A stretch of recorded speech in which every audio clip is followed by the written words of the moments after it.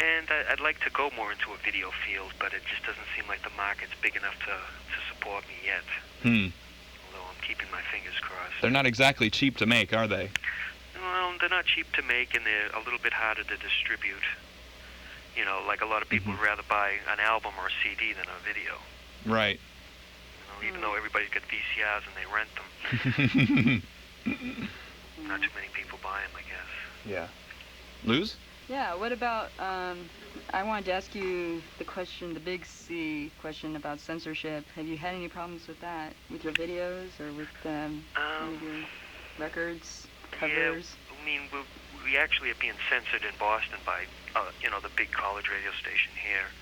They've just decided that we are the ones that they're going to censor, and they censor us from the concert report. Not ZBC, is that it? Yep, ZBC. Oh, I had more hope in them than that. I thought they were better. Well, we did a lot for them. We used to do fundraising for them, and we were down there all the time doing interviews and live shows, and just politically it just got a little different, and they decided they didn't like us. They got a lot of new people in there, and we were just not the people they wanted to play on the air. And it was funny because I've had a lot of conversations with the program directors that change all the time. Yeah. And they tell me, well, we're not censoring you. And I say, yeah, but when you don't list us in the concert report, that's censoring us. And it's like, well, that guy doesn't like you. Well, if he doesn't list us, he's censoring us. You know, that's what you call it. Yeah. Were they one of the main outlets for your stuff in Boston? Well, or do you... see, I mean, when we release an album, that's the big station that plays our kind of stuff. If they don't play it, which they haven't since Spell Bondage, I mean, it hurts a lot on local record sales. What about shows?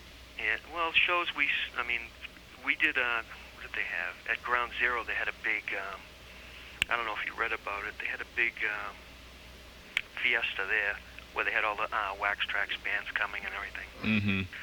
And ZBC sponsored it. And when it came, we were at the end of the list. When it came to sponsoring us, they did nothing. They didn't announce it. They didn't do nothing. And I called them up on the station. I said, what's going on? I caused a big fuss, I guess, with the director and sponsors. And what happened was, even with no radio advertising, nothing, we drew the biggest crowd. All right. Bigger than Suicide or anybody, I mean.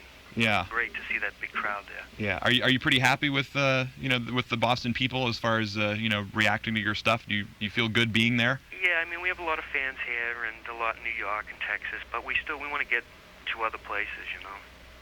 I mean, you see the same people all the time. Not what? Was that not Florida? Not Florida. Yeah. Oh gosh. Okay. Oh gosh. Okay.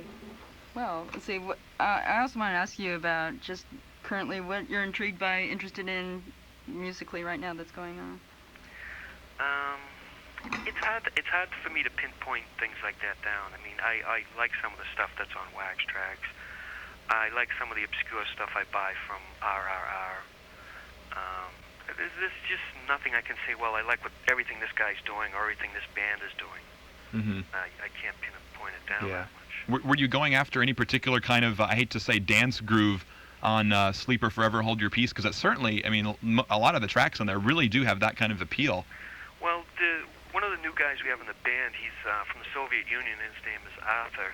He's very into the Wax Trax thing, more so than I am. I mean, I hear a couple things I like on there, but I don't go out and buy the stuff or anything. I hear it at a club or somebody gives me a tape.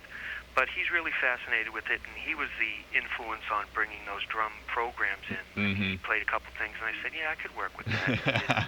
Dominatrix and Snakebite. You know, it worked out okay. But that's probably not what you do if it was just you, right? No, it wouldn't be. I mean, when it was just me, we did The Light Pours Out of Me.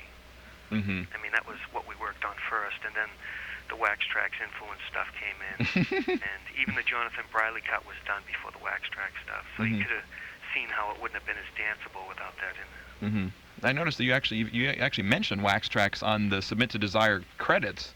Was that just for one person in particular? One of the first people who were buying all our stuff, the store, back in '85. Yeah. They were putting in pretty big orders then, so we were selling a lot of stuff in Chicago back then. Should we give an address? Yeah, why don't we go ahead and give an address if people want to write to you or find out more about where they could get stuff if they happen to be not from like around here. Girls can send me naked pictures or videos. I think we're actually drawing some right now in the studio. Is that right? That's right. We'll have to get Demi to send that one along. Yeah. Okay, what we'll do is we're going to play another track, and if anybody out there has any questions that you'd like to ask John right now that we could relay to him, or any other information you'd like to find out, give us a buzz during this next song, and the number here is 415-723-9010. Now let me see what I have queued up here. John, this is from the Sins of Obsession LP, and I think the track I have is 1, 2, 3, 4, 5, 6, 7. This is Babes of Babylon remix. You want to say anything about this record? Is this like a bunch of unreleased and remix things? What was this album all about? What it was I sent the guy a tape of a bunch of demos and outtakes, and he fell in love with all the stuff on there, so I just gave it to him. I mean, they were just alternative versions of things. Mm-hmm. Well, let's listen to it right now. This is called Babes of Babylon, from Sleep Chamber, and this was recorded, 86? 86, okay. So here we go. Again, Sleep Chamber on KZSU 90.1 FM.